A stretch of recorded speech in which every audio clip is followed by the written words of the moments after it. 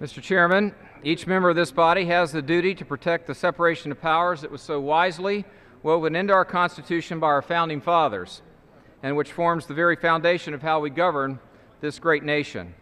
An egregious, ongoing breach of the separation of powers is taking place at this very hour.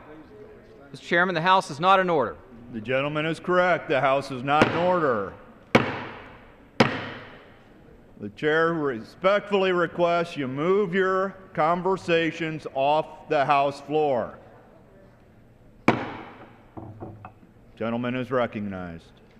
Mr. Chairman, an egregious, ongoing breach of the separation of powers is taking place at this very hour.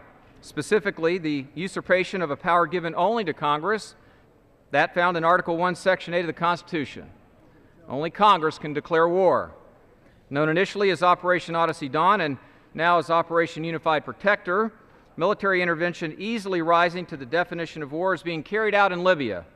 It is being carried out with the bravery, exceptional professionalism, and commitment to victory that define our fellow Americans who serve in our armed forces.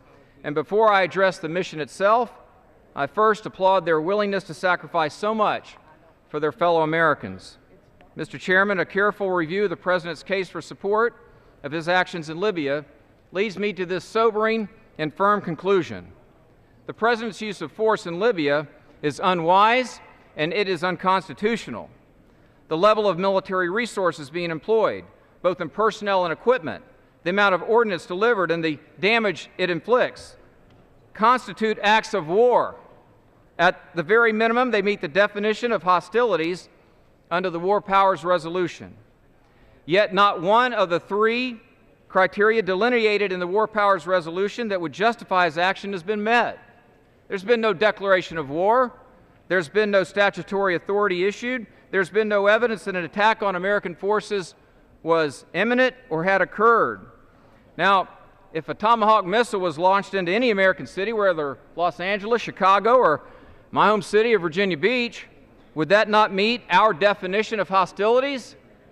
Absolutely it would. Now, Mr. Chairman, this is the pivotal issue. The military force being directed toward Libya easily triggers the definition of hostilities. The legal opinion upon which the administration stakes its legitimacy of its actions in Libya is thinner than the paper on which it's written. It is not based on law, but something he refers to as the national interest, a term that the President, in his wisdom, believes he can solely define himself. His Office of Legal Counsel concluded that, I quote, President Obama could rely on his constitutional power to safeguard the national interest by directing the anticipated military operations in Libya, which were limited in their nature, scope, and duration. Listen carefully here, without prior congressional authorization, unquote. Now, disregarding the legal opinions of the Pentagon's General Counsel and the acting head of the Justice Department's Office of Legal Counsel, both of whom told the White House that they believed that the military operations in Libya amounted to hostilities, the President plowed ahead. And, Mr. Chairman, a President's opinion of the War Powers Resolution does not negate its authority. Though required by law, there was no check, there was no balance.